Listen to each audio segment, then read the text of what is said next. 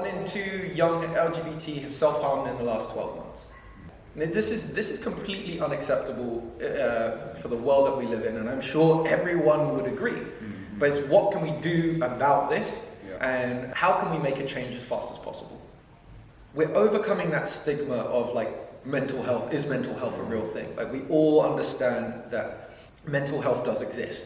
What we do have to all realize is that we all have mental health, just like we have physical health.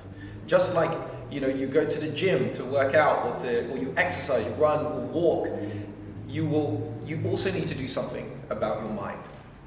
And you need to be able to be in control of it. Like, otherwise it can control you. Being able to talk about it is like the biggest stigma that we're overcoming in society. So to people out there who may not be receptive to the idea, like, we do have mental health, and it's okay not to be okay.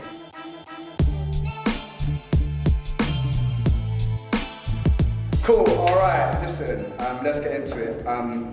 Daniel, I'm so happy to have you here as a guest on the School of Social Justice video podcast. Welcome. Thank you so much for having me, Alvin. It is an absolute joy to join you at 5 o'clock in the evening on a Friday. See, but this is it, you know. People are working hard to make a difference. You know, it's all that sacrifice, but we will be soon celebrating the end of the week. And again, appreciate you making it all the way here. So first off, thank you for coming through. You know, you and I have known each other for nearly a year now. Nearly a year. It feels like yesterday. I mean, it feels like we met when we were children. I feel like, you know, you're just one of those characters. Did we grow up together? Like, did we so. Go through puberty together in the course of 1 year? I think so. It feels like that sometimes. But yeah, ever since we met through the YAMA program, right? That's the right. Program. Yeah. All about getting entrepreneurs in a room, trying to take on big problems and creating very successful business through a VC model. You've obviously set up the amazing company Kalda. Yes. I love the t-shirt. Tell us a bit about yourself and Kalda. Yes, so I'm Daniel. I've been an entrepreneur now for close to 10 years, or maybe more, I'm not entirely sure. The years just blown to one after a while. And I am currently co-founder and CEO of a company called Kalda. And we are the world's first mental well-being app for the LGBTQia community. What's that stand for? That stands for lesbian, gay, bisexual, transgender, queer, questioning, intersex, or aromantic, or ally. And it was all about how there was a mental health issues which were not really talked about and not really being dealt with. Yes, yeah, you really got that right. So basically, 1 in 2 people in the LGBT community will experience depression every single year, and which is 3 times more than the general population. And there's this huge problem right now when trying to access mental health support. If you go through the NHS, you may be stuck on a waiting list for up to a year. The alternative of private therapy can cost up to £120, and then an hour, is it? Yeah, per session. Yep. Yeah. And then, what really is shocking is that 1 in 4 people in the LGBT community will experience discriminatory remarks from healthcare staff. So this is a really urgent problem, and this is why me and my co-founders have teamed up to try and solve it. And so how did you kind of like come across the issue, and how did you then try to solve it? I mean, first off, tell us about the founding story. Wow. I mean, I was there seeing it. Yeah, It's you were amazing there. to see. But for people who don't really know about what it means to set up, initiate an entrepreneurial journey, like tell me like the real detail and the vignettes of what happened. I think to kind of like really kind of take it into like why do people become an entrepreneur in the first place? You've got, there's this just drive to, you see a problem and you want to try and do something about it. You see a problem and you want to try and fix it. Or you may be working in a place and you see inefficiency somewhere and you want to try and make things better. And you bring these ideas to the table, they get ignored, they get pushed back, you get told to stay in your lane, you get you know, every which way, and then you get tired of it and you want to do something about it. And it's hugely rewarding, not from a monetary perspective, I wish. You know, like, of course you've got a lot of really amazing success stories out there, but it's really about trying to make a change. That's the way that I see it. I mean, but for many people, particularly in some quarters of the social justice, if you will, community, whether or not you can actually define the community, there is a kind of tendency to see entrepreneurship and business as something which doesn't achieve what you've just described. So, as an entrepreneur who's dealing with a very specific and deeply problematic issue around, as you say, depression and a lot of hatred amongst people based on their identity, like business, entrepreneurship, is it really a route to social change? I think absolutely. I think it takes money in order to make a change, and I think there's no better way than to find that, basically find a type of business model that can help support what else is being provided through the healthcare system. I think that one of the most amazing things about the NHS is that it is free, but conversely, it's what causes wait lists. And for those people who can afford to do something else about it, I feel like there needs to be services and I do believe that people are willing to pay for it.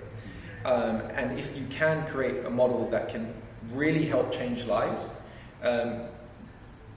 it needs to be supported somehow. You can't, as idyllic as it would be to be able to provide everything at cost.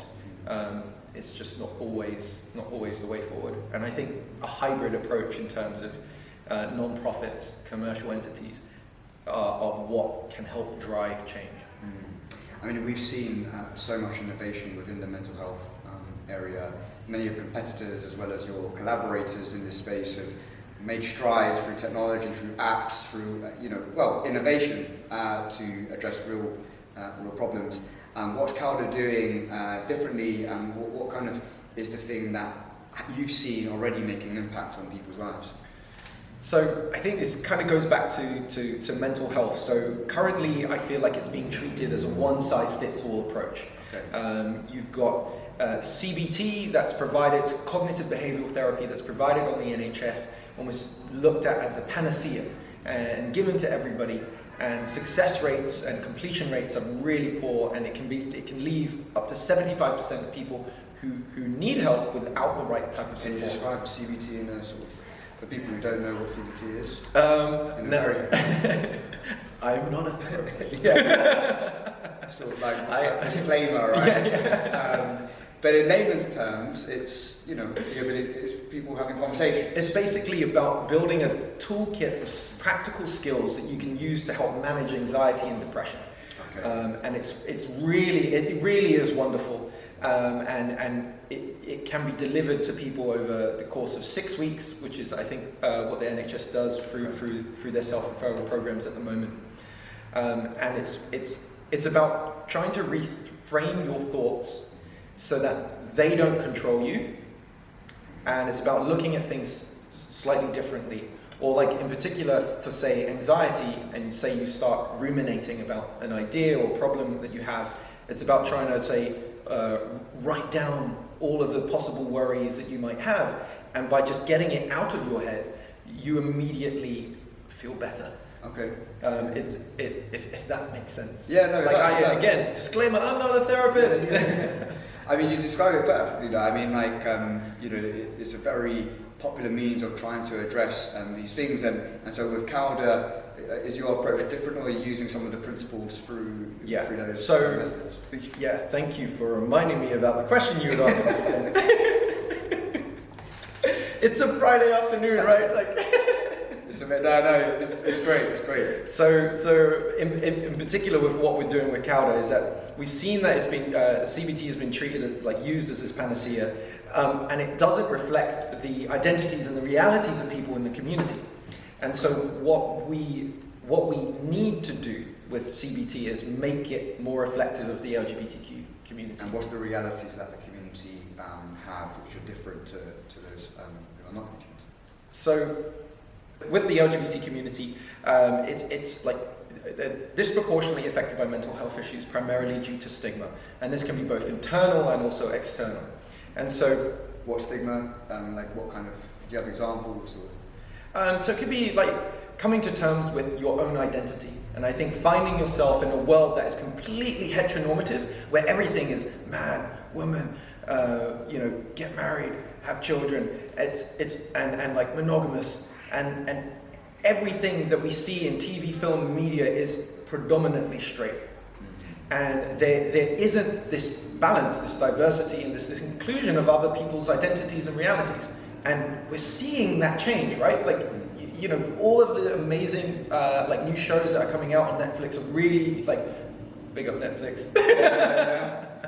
I feel like they're doing a really amazing job of actually being more inclusive of the identities and realities that we have in the world, and also in terms of, for us, with mixed race, and having this kind of third culture identity, growing up with two different ethnic backgrounds. Yeah. Ethnical. We're innovative. What is your ethnical background? Of course. I mean, these are very similar and different things, because it is about identity, it is about how we are treated in the world, whether or not be based on ethnicity, your gender, your sexual preferences, your general, your identity generally. So, for Kalda, this is a very specific issue and a unique set of problems which needs a very distinct set of solutions. Is that yeah, I'll kind of do my best to kind of dive into it. So we've got one side of it being what's currently available isn't appropriate for the community, and it's I guess the word would be more like substandard. It doesn't reflect the identities and realities. And if you're being delivered mental health support and its entire framework is all under the idea of this heteronormative world that we live in, well, that's going to really conflict and not land for you as somebody who's going through this type of therapy. So we want to work with LGBT therapists in order to make sure that we're crafting the right type of therapy support that can be delivered to members of our community. And then I had a really good point, but it's somewhere there. Yeah, it will come back. I'm just gonna come on. I'm gonna take another sip of tea and then I'm sure it'll come out. Yeah. Get some coffee. I mean, this thing. So I feel like the bit that you just described, where you get experts and practitioners of the craft from lived experience to sort of create this career. I mean, you've literally just jogged my memory. Thank you. I found it now. So it's when people in the community are trying to get support, there aren't enough therapists with lived experience who can provide relevant insight into the world that we live in. And when you're constantly there has been this huge buzz about LGBT mental health in the last 10 years, and there's this been surge of let's say just straight therapists, really becoming more aware of the challenges of the LGBT community, and then trying to provide support. But ultimately, they're not from the community. They haven't any of the lived experience. And what might that be like for somebody having to constantly explain what it means to be gay, lesbian, transgender, what it means to transition, what it means to have polyamorous relationships, and that is where I see one of the biggest problems in terms of the lack of provision for mental health support. There aren't enough therapists with that lived experience who can help the community. So that's what Kalda's doing. We're trying to work with therapists that there are, and they're in short supply, unfortunately, and we're trying to design courses that can help the most number of people as fast as possible, because this is an urgent problem, and I don't want to bring down the mood or anything like that. So it's just, I mean, we've got the reality. We need to know the reality as well. So yeah, I mean, you know, 1 in 2 young LGBT have self-harmed in the last 12 months. 1 in 2. Yeah. This is completely unacceptable for the world that we live in, and I'm sure everyone would agree. Mm-hmm. But it's what can we do about this, Yeah. and how can we make a change as fast as possible? And I think that's the kind of the uphill battle that we're dealing with at Kalda. We know that we've built an amazing kind of service for people. We've been able to measure clinically significant reductions in depression in over 6 weeks. We know that we can really help people. And for us, it's about trying to scale it. And Okay. that, when you ask that question of, can you be a kind of a for-profit business, or can you be a business and still in that change? I say yes, because scaling comes with raising investment, and investment comes scale, and being able to hire more people, and being able to branch out and take the business into different territories, and particular places where it's needed the most. Yeah. You know, Western society has been amazing in its transformation and in its tolerance and acceptance of the community, but there's so much more work that needs to be done.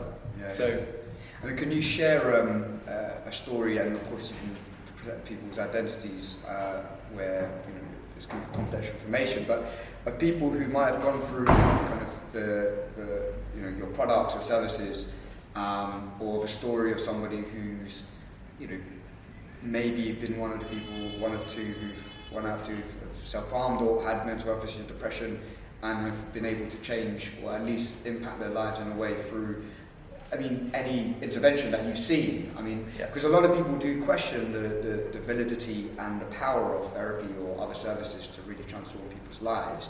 And for people who are watching, and for listeners thinking, what is the best way I can play a part in responding to, you know, in this case, the stigma and the real deep mental health problems? You know, tell us a story about someone who's been impacted or whose lives has changed.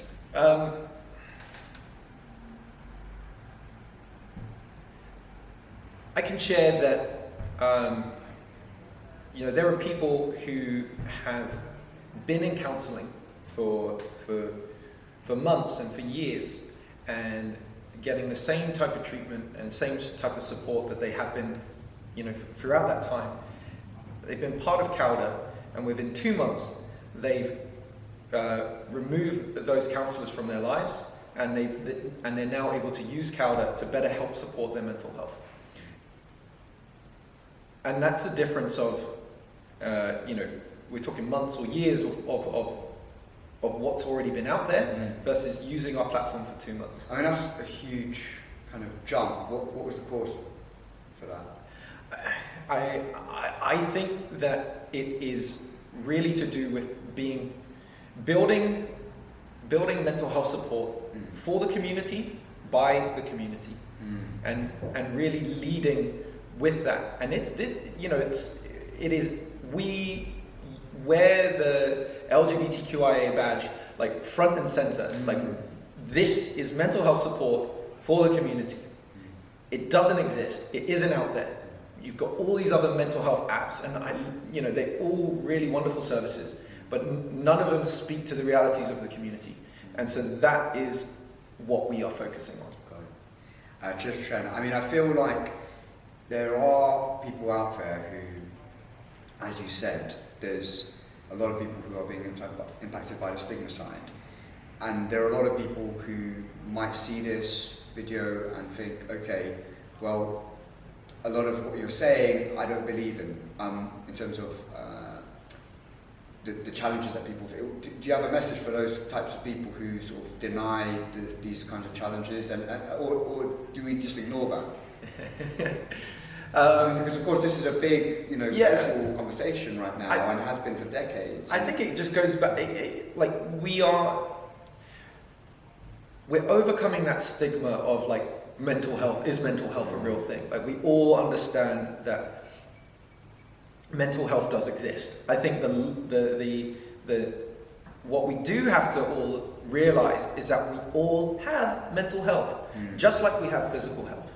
Just like, you know, you go to the gym to work out, or you exercise, you run or walk, you also need to do something about your mind. And you need to be able to be in control of it. Like, otherwise it can control you. Like, that's how destructive anxiety and depression can be. Like, it is an illness, and it's one that can be, you know, you can treat it. Yeah. And it's not dependent just purely on you know, drugs and antidepressants. There are other ways that you can do. There are other things that you can do in order to support your mental health. Yeah. And again, it goes back to what we're doing at Kalda, is that you don't have to work on your mental health alone. And that's why it's so focused on community. Okay. And that you know, we see the power and the strength of actually working on your mental health with other people. So one of the things that Kalda does, which is quite unique in many ways in the mental health area, is around community support. So, I mean, why did you choose that, and where did you learn sort of the lessons to do so? Yeah. So we read a lot of papers on how people can support their mental health, and we looked at like the few pieces. We looked at the few papers that there were in regard to like LGBT mental health, and we just saw that there's this huge opportunity for peer support to really come into its own. Like, there's so much mindfulness out there, and that's really wonderful. But there's this huge component of peer support which is just completely underserved and doesn't have really a digital presence. We've seen Alcoholics Anonymous, we've seen how amazing and effective it is in terms of long-term support for people who suffer with that disease. And we know that with mental health, like, being able to talk about it is like the biggest stigma that we're overcoming in society. So to people out there who may not be receptive to the idea, like, we do have mental health, and it's okay not to be okay. And the more you push it down, like, imagine like you've got a ball and you're pushing it down underwater. The only thing that's going to happen is that when it finally, you lose your grip, it's going to fly out, right? But if you're talking about it and you're doing things, practical things, in order to help yourself, you're going to build resilience, and you're not going to experience these mental health issues. And so our learnings as we kind of approach the solution for Kalda has been really like, what role does peer support have in terms of supporting people's mental health? And peer support has this huge impact in terms of preventing relapse. Okay. So it really reduces relapse rates, because you're able to share what you're going through, and you may have learned the skills, you may have talked to therapists, you may have developed your toolkit, but even with all of that knowledge, even at the hardest times, if you are experiencing a low mood, it can be really difficult to get help. And so the more practice you've had in terms of that muscle that you've developed in speaking to others, in trying to gain help, that is what Kalda is there for. Like, that is a community that we can all be there together to help each other. And that's why, you know, we always say, like, our tagline is, together we've got this. Together we've got this. Yeah. I like that. I mean, that can apply to so many things. Together we've got this, and it makes you feel like, well, yeah, we can make a difference. I mean, what I really appreciate about you, your team, growing team, and Kalda in general as a business, is that you use, as you said, research. You know, you go in, you figure out what's been done in the past, what works, what doesn't. But also, as a business, of course, you're always learning from experience and innovating. And as you say, you're talking about approaching a solution. There are many people out there who want to come up with like businesses, startups, whether it be tech-based or traditional brick and mortar businesses, or services, or be freelancers. Yes. Tell us about how you've approached entrepreneurship, and sort of some of the skills or the tips that or the lessons you've learned, and particularly sometimes from failures, right? Yeah. Like, we learn often best from the mistakes we make. that, you know, somebody who might be dealing with, mental health issues or wanting to deal with criminal justice issues, they would just want to create a social enterprise. I mean, what are the things that you've learned or some of the biggest challenges you've overcome?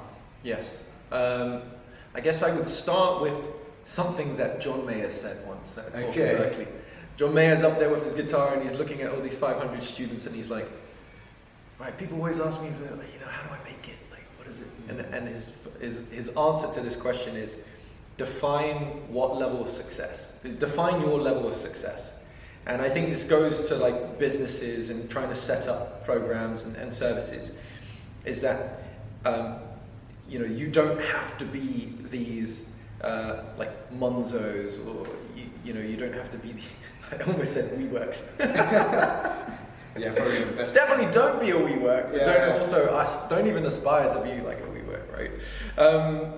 Like you depending on what you're defining as what you want to do and what level of success you want, can hopefully unlock like the areas at which you can approach things, right? Go on, tell me a bit. So what I would love to achieve with Kalda is to be a worldwide global business, to be able to affect the lives of millions of people around the world. And now, so that, as my definition of success, means that I've got to try and, in my mind, raise investment in order to scale the business and scale it quickly and take it into new territories. Okay. Whereas, alternatively, I could set up something smaller. Yeah. And I could affect my local community, and I can have an incredible, huge positive change, and I could be very happy with that. And I think that they're all valid. All of these ideas are valid. So, to somebody looking to set up a business, to somebody who wants to do freelance, to somebody who wants to create like a social enterprise or a community-led program, they're all amazing and they're all valid. And so, stay true to what you want to do. That's first and foremost, and don't get distracted by all the other people trying to do businesses in different ways. And I think that's sometimes the downfall of some entrepreneurs, in my experience. Like, it just, you know, people not being able to stay focused, and they see a new shiny object and they're like, oh my god, we've got to do this idea, and they, oh, I got to do this idea. When the most successful person is the one who's just stuck with one thing and just kept on going. I would then say, in terms of trying to set up a business, you've got to solve a problem, right? Okay. You've got to ultimately provide something that somebody finds so painful that they want to pay for, or they want to change, right? Yeah. Would you agree? Oh, for sure. I mean, the problem is where it starts, right? You need to figure out something which needs to be solved. So that's where it starts, and I think picking and choosing a problem which really, you know, is a problem, because sometimes we think there are problems when there aren't actually problems. I think when it comes to social justice, it's a lot harder sometimes to narrow it down, right? Like, sure, you know, I've worked on campaigns to try and end the virus of racism. Yes. But then, okay, how do you do them very specific? Is that about hate crime in a particular area? Is that about the way people are defined in a census, right? Yeah. So you've got to narrow it down to a very specific problem rather than thinking too generic. And you of course have been able to pick a very specific problem, and now you're trying to find solutions. So I totally agree. Yeah. So start off with problem. That's the first step, and then what next? Well, I think what you've just said, it like really encapsulates it. Like, is it actually a problem? So you have to go out there and validate it. You have to actually go and talk to people and actually see how they have tried to solve that problem. Never ever go up to somebody and say, hey, I've got this idea of solving this problem. Go up to somebody and say, how have you tried to solve, do you have this problem? How have you tried to solve it? And then collect all of those data points, and then put together your solution to say, you know, is this something that you would pay for? Or is this something that you would choose as an alternative to how you currently experience or try to solve this problem for yourself? So with Kalda, you went out to speak to a whole bunch of potential users, and that's what helped you through the user research. I mean, were there any kind of specific things you did or tried which really worked when it came to kind of speaking to those people? I have to say, like, all credit goes to Charlotte. Okay, Charlotte's your co-founder. Charlotte's my co-founder, and her her user research hat that she wears is just absolutely incredible. And she went out and surveyed hundreds of people, and we collected all of this data of, right, have you experienced a mental health issue? How have you tried to solve it? What ways have you gone about that? And we found out that a large proportion have paid for private therapy, but were unable to keep it going long term. And so then we dug deeper into that. Well, what was it about it? Well, there were two things. One, it wasn't representative of their voices to be heard and understood in a safe space. And then secondly, the cost was just like far too high on it to keep it going for the length of time. So that was what was so valuable information. And then in terms of like providing an alternative, it was then, right, here are a number of ideas. Yeah. Which of these potentially would you use? Would you go out and download this app where you could access this, or this? How much would you pay for it? Exactly. Okay. And so then we went out and we created these weekly, let's call them weekly group sessions that we held every week, and we invited more people, and then we put a paywall to test their willingness to pay. And then as people paid, we felt confident that actually we could create this as a digital solution and provide group sessions, a safe space for you to kind of talk, share what you're going through digitally over Zoom. And that's how we got to. And that's how we got to Kalda. We've done a huge roundabout of questions. And, no, it's like, and this is it. But as you say, I mean, this took months, right? Lots of hard work. Yeah.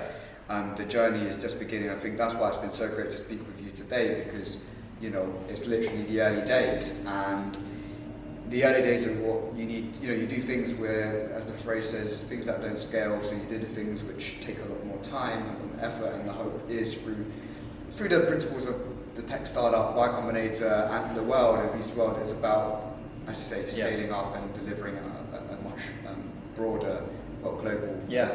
More reach. Yeah, but I would say this is the thing. It's like that. You said it just then. It was trying to do things that don't scale, like technology, and like this idea of like tech startups isn't always the path. Like it's not the only solution to a problem, and we're trying to map it onto a digital solution by providing this community support digitally. But ultimately, there are already programs out there where it's community focused, and it's not dependent on technology, and it's been able to bring people together in person on a regular basis and to provide support, and it hasn't needed technology. We've been in a really interesting world, so to speak, like in the last couple of years, where technology has unlocked the potential of bringing people in small communities together easily through like using technology, because we haven't been able to go out and see people in person. So that, like, for us, like there was that bit of like timing, it just kind of seemed right at the time. But to go back to my point is that technology isn't the only solution. Like there are other services, and services can be redesigned and be improved on without the use of technology. And that primarily the route for that is to go and talk to your customers and find out how they're solving problems, and find out what is not working with the current solution, with the current status quo. And then your job as an entrepreneur is to shake it up, to be a disruptor and make things better. Yeah, that's a wonderful manifesto. Simple, but effective and meaningful for a load of people who kind of want to start something, want to initiate something. And actually their job is to make things better, which is what innovation is, right? And I'm just aware, like, we've been able to talk about your journey, we've been able to talk about Kalda's journey. Enough about me, let's talk about you, Alvin. No, this is not about me, this is about all the entrepreneurs and the social change makers. So I will end on this question. So obviously there's a whole bunch of people out there who have this ambition of changing the world. Yes. We started off with that. You've obviously taken a route where, interestingly, just before this conversation on screen, you said actually you don't see what do as. But I mean, as we just seen, what you are doing is addressing a very important part of social justice, and that's about addressing stigma and protecting people's identity and their ability to live in a democratic society free from fear of harm, Yes. and being able to flourish and to grow and to thrive. And so, you know, you are clearly, even though you might not think it, having a huge impact on many people's lives, and I can't wait to see you go further with your team, grow faster, and be able to have a much wider impact. So first off, thank you for all the work that you and your team are doing. If you were able to speak to every single activist out there, or people who are trying to, you know, follow in your footsteps, you've already quoted John Mayer. Are there any quotes or ideas or messages that you'd want to share, or any lessons that have really stuck with you, which you think and hope that other people will take with you? Am I going to be so overly cliche to say, to quote Gandhi? Go on. Be the change that you want to see in the world. Mm. And I What think does that mean to you? Well, I just think it speaks volumes. Like, if it is our responsibility as citizens of the world to leave the world better than how you came into it. And if you see that there's something wrong in the world, well, do something about it. You know, we've been blessed with free will and for a reason, and so I think it's our responsibility to use that and to lead your lives with critical thought and be able to go out and about and cause change and be at the heart of action. So that would be my message to all the activists out there. Keep fighting the good fight, keep doing what you're doing, and continue to be that change that you want to see in the world. Wonderful. Well, thank you, Dan. I'm so glad that you were able to make it here. And I feel like this is the start of the conversation, because I feel like in a few months or a couple of years down the line, if we're still doing this, it would be great to have you again on board to see how things have progressed. So best of luck with it all. Thank you, Alan. I really appreciate that. Appreciate it. Thank you so much to all of you who have become monthly supporters of the School of Social Justice. Your monthly contributions make a huge difference and allow us to deliver content which is educational and teaches people how to make a difference. If you want to become a patron as well, it's really simple. All you got to do is go to the schoolofsocialjustice.com website, then click supporters, and choose how much you want to contribute, whether it be £20 a month, a £5 a month, or a £10 a month. Let's go with a £10 a month. It's really simple. Put in your details, put in your card number, click pay now, and you become a supporter. Whilst £5 a month is not much individually, it makes a huge difference collectively. And if we get 2,000 patrons, we can independently deliver content to you every single week to help ensure that we fulfill this mission of training the next generation of Martin Luther Kings. Thank you so much to all of you who have become patrons so far. You've made a huge difference and allowed us to continue with our work. And if you do become a patron, thank you so much. Your support means a lot. Take care. Bye.